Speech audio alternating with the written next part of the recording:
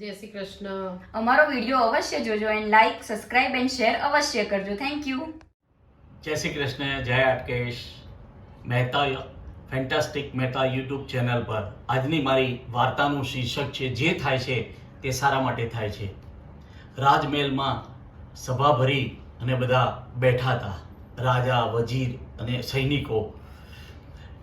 એવું કંઈક કરતા કરતા રાજાને વાગી જાય છે અંગૂઠાની અંદર અને લોહી વહે છે. લોહી વહેતું એટલે સૈનિકો અને બધા વિચારમાં પડી જાય છે કે રાજાનું લોહી કેવી રીતે બંધ કરવું. તો ગમે તે રીતે પણ રાજાનું લોહી બંધ કરે છે.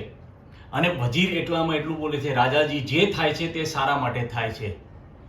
પણ લોહી બંધ થયું, રાજા થોડા સ્વસ્થ થઈ ગયા એટલે રાજાએ સૈનિકોને આદેશ આપ્યો કે આ વજીરને કોટડીમાં પૂરી દો અને આવતીકાલે સવારે એને ફાંસીની સજા આપી દો. ને કોટડીમાં એટલો માર મારો એટલે મારવાની સજા કરો અને પછી સવાર પડે એટલે એને ફાંસીની સજા આપી દો. આવો આદેશ કરી અને રાજાજી શિકારમાં જવા નીકળી ગયા. આમ તો વજીર રાજાની જોડે જ જતો હતો, પણ આજે રાજાએ સજા આપેલી હતી એટલે વજીર ગયો નહીં. રાજાજી એકલા જ શિકાર કરવા ગયા. શિકાર કરવા ગયા ત્યાં રસ્તામાં ઘોડાનો અવાજ અને ઘોડે સવારીથી ગયેલા એટલે આદિવાસીઓ જોઈ ગયા કે કોઈ વ્યક્તિ આવી રહ્યો છે. જોયું તો રાજાજી હતા. આદિવાસી લોકોએ રાજાજીને પકડી લીધા, બાંધી દીધા અને એમને નક્કી એવું કર્યું કે આની આવતીકાલે સવારે બલિ ચડાવી દઈશું અને આપણે મોજ અને મસ્તી કરીશું. ત્યાં સુધી આદિવાસી લોકોએ નૃત્ય કર્યું અને આનંદ કર્યો અને ઉલ્લાસ કર્યો કે આવતીકાલે તો મજા જ છે. પણ થયું એવું કે રાજાને હંમેશા બળી ચડાવો ત્યારે એની અંતિમ ઈચ્છા પૂછવામાં આવે છે અને એને નવડાવવા ધોવડાવવામાં આવે છે અને પછી જ એની બલિ ચડાવી શકીએ. એટલે સવાર પડ્યું ત્યારે રાજાજીની બલિ ચડાવવાનો સમય આવ્યો એટલે રાજાજીને નવડાવવા લઈ ગયા આદિવાસી લોકો. ત્યારે જોયો તો રાજાજીનો અંગૂઠો કપાયેલો હતો.